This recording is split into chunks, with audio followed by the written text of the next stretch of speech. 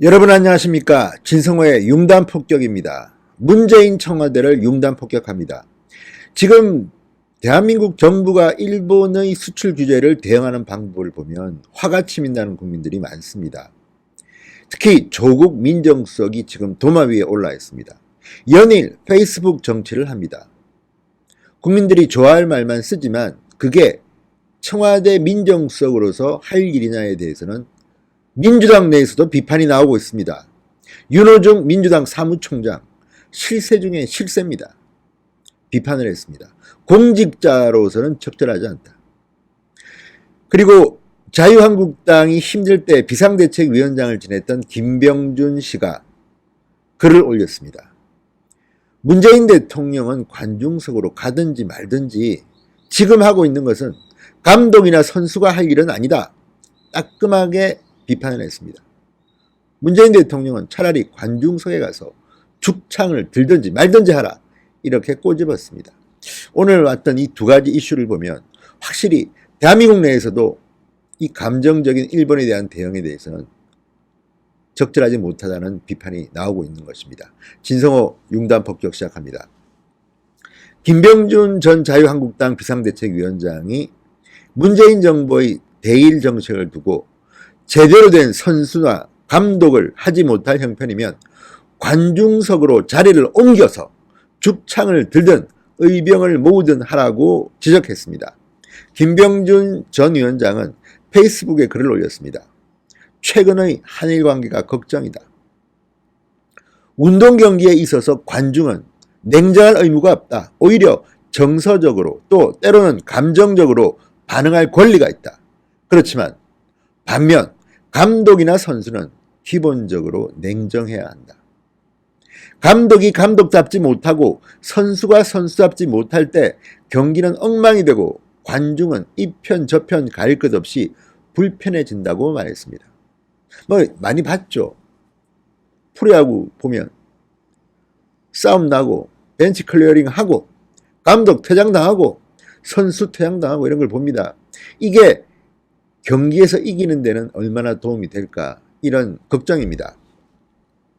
김병준 전 위원장은 냉정해야 할 감독과 선수가 기술 개발과 산업구조 조정 등 일본을 이길 수 있는 준비는 하지 않고 당장 필요한 전략도 세우지 않은 채 관중보다 더 정서적으로 더 감정적으로 행동하고 있다.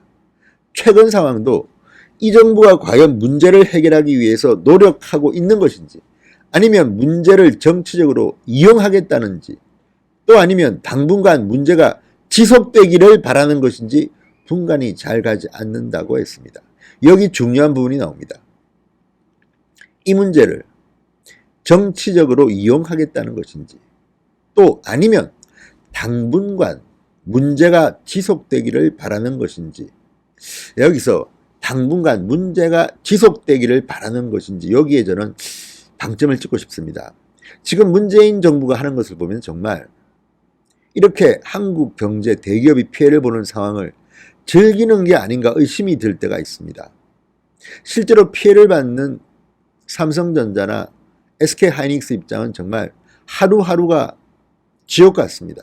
그런데 이것을 보호해야 될 우리 정부는 체면 차리기 바쁘고 자존심 세우기 바쁘고 또 오히려 이게 조금 더 장기화되면 내년 총선에서 반일 프레임으로 한국당한테 이길 수 있지 않을까 이런 생각을 하지는 않는지 걱정이 되는 이유입니다.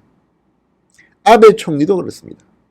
참여연 선거가 끝나긴 했지만 그 선거에 일본과의 한국과의 이 감정을 악용한 게 아닌가 하는 의심이 드는 겁니다. 자, 김병준 전 위원장은 이렇게 말합니다. 일본은 우리나라에 대한 접근이 늘 조직적이었고 전략적이었고 지속적이었지만 우리는 대개 정서적, 파편적, 일시적이었다. 중요한 이유 중에 하나는 감독이 감독답지 못하고 선수가 선수답지 못했기 때문이다. 일본이 이렇게 스스로 다칠 수 있는 행동을 하는 것은 한국 정부의 동북아 구상이나 정책에 대한 의구심 때문이다. 그동안 한일 관계가 악화 일로에 있는데도 정부는 이를 바로잡을 노력을 하지 않았다. 한국 정부는 정부도 어쩔 수 없는 일이라 하겠지만 일본은 이를 다르게 해석했을 가능성이 크다. 이것이 사실이 아니라면 정부는 이를 확인시켜주면 된다.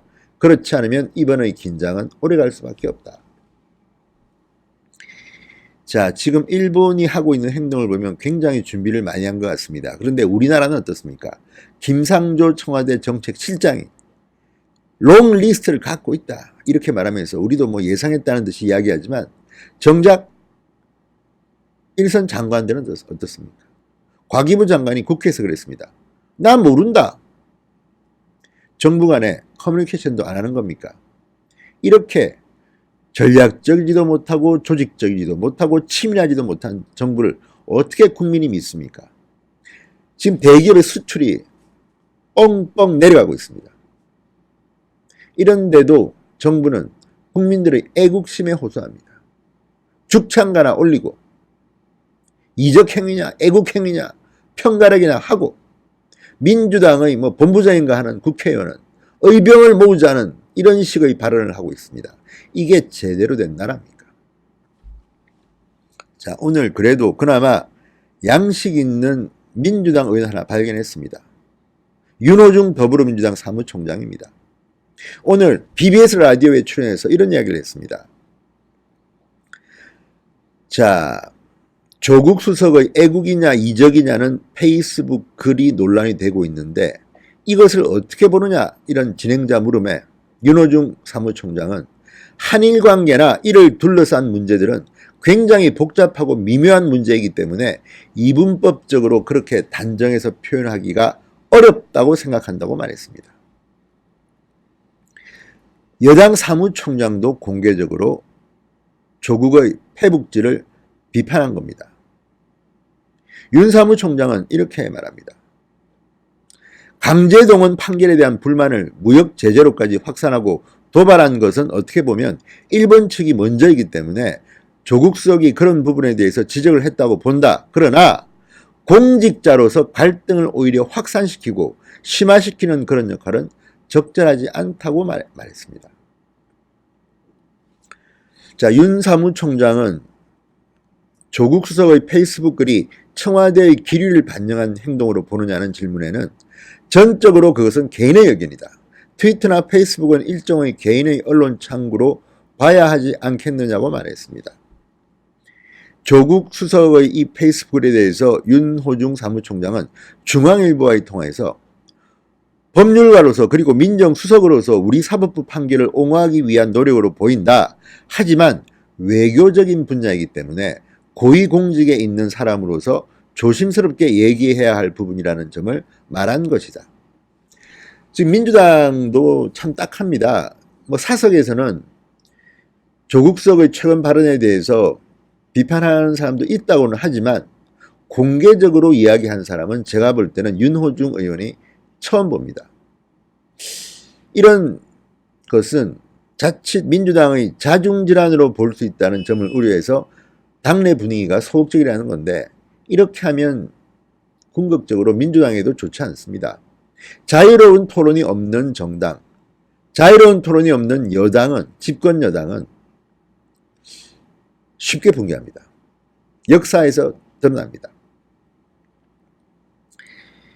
한민주당 의원은 중앙일보와의 통화에서 개인적으로 조국 수석의 발언이 너무 나갔다고 말하는 의원들은 있었지만 공식적인 자리에서는 그런 발언이 없었다고 했습니다. 아무튼 사무총장, 민주당의 실세가 조국 수석의 페북질을 비판했습니다.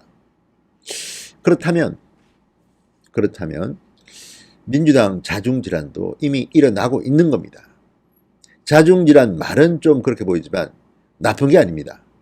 아무리 여당이지만 청와대가 잘못하는 것은 비판해야 되지 않겠습니까? 지금 청와대가 일본에 대해서 어떻게 대응하고 있습니까? 실력으로 한 게 뭐가 있습니까? 전부 다 감정적으로. 그렇다면 김병준 전 위원장 말처럼 관중석에 가서 죽창을 들든지 의병을 모으든지 하라. 그러면 문재인 대통령은 청와대를 나가서 대통령직을 그만두고 의병 모집을 하시든지. 의병은 대통령이 모집하는 게 아닙니다. 민간에서 하는 겁니다. 조국 수석이 그걸 모를 리 없는데 죽창가나 올리고 있습니다. 그리고 민주당도 의병 모으실 거면 여당 자리 내어 놓으십시오. 문재인 대통령이 청와대를 나가는 것이 가장 깔끔한 선택이 될 수도 있겠습니다. 진성호의 직설이었습니다. 여러분 감사합니다.